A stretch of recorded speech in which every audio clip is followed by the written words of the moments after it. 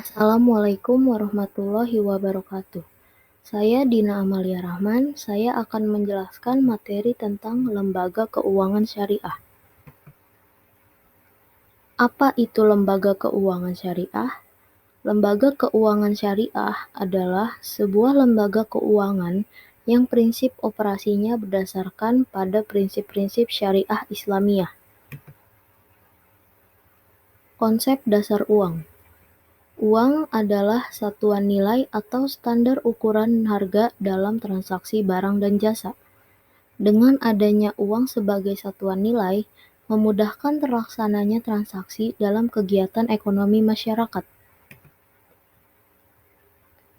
Uang dalam Islam versus modern.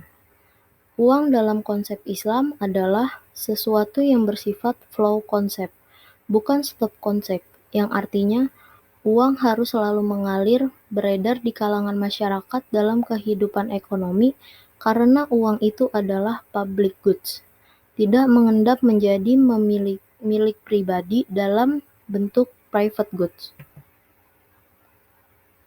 Dalam konsep modern, uang sering diartikan sebagai interchangeability atau yang artinya bolak-balik, yaitu uang sebagai alat tukar dan uang sebagai capital atau modal. Namun seringkali uang diidentikan dengan modal, yang artinya jika mereka mempunyai banyak uang, maka mereka akan mendapatkan banyak keuntungan juga. Karakteristik uang. Yang pertama, acceptability, diterima secara umum. Yang kedua, durability, tahan lama dan tidak mudah rusak. Yang ketiga, scarcity, jumlahnya terbatas dan tidak mudah dipalsukan.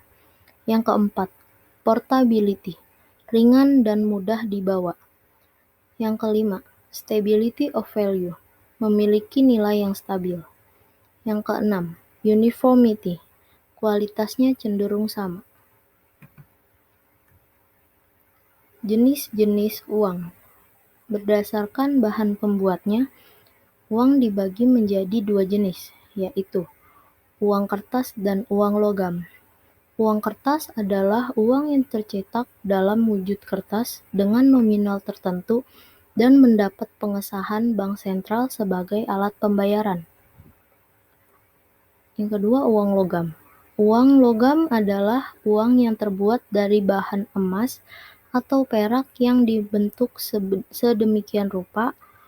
Uang logam memiliki dua macam nilai, yaitu nilai intrinsik atau nilai bahan untuk membuat uang logam, dan nilai tukar, besarnya nilai atau kemampuan uang untuk ditukarkan dengan suatu barang. Berdasarkan nilainya. Yang pertama ada full-bodied money atau bernilai penuh. Merupakan uang yang nilai intrinsiknya sama dengan nilai nominal. Misalnya, nilai emas pada uang logam Rp500 bernilai sama dengan nominalnya. Yang kedua, representative full-bodied money atau tidak bersifat penuh, yaitu nilai intrinsik lebih kecil dari nilai nominal, biasanya terdapat pada jenis uang kertas. Berdasarkan lembaga pembuatnya, ada dua jenis, yaitu uang kartal dan uang giral.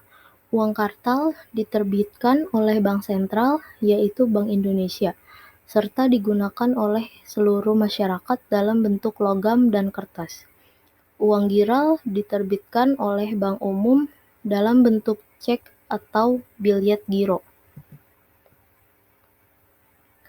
Manajemen keuangan syariah versus konvensional. Manajemen keuangan syariah adalah sebuah kegiatan manajerial keuangan untuk mencapai tujuan dengan memperhatikan kesesuaiannya pada prinsip-prinsip syariah dalam agama Islam.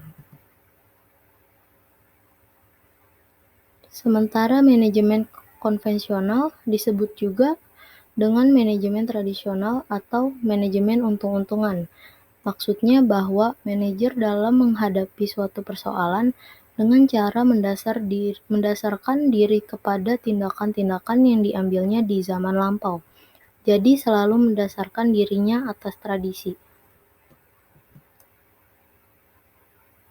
Sistem bunga dan bagi hasil.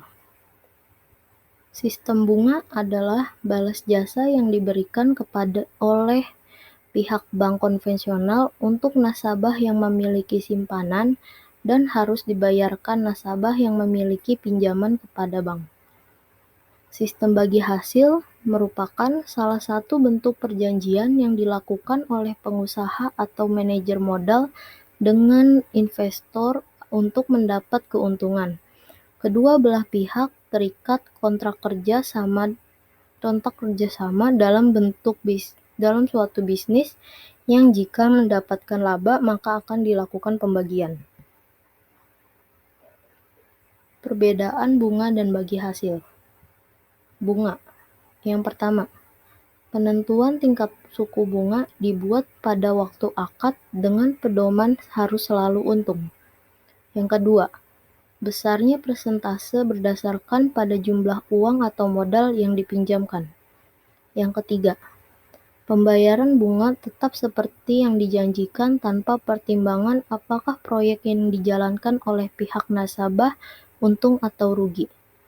Yang keempat, jumlah pembayaran bunga tidak meningkat sekalipun jumlah keuntungan berlipat. Sementara bagi hasil, yang pertama, penentuan besarnya rasio bagi hasil dibuat pada waktu akad dengan berpedoman pada kemungkinan untung dan rugi.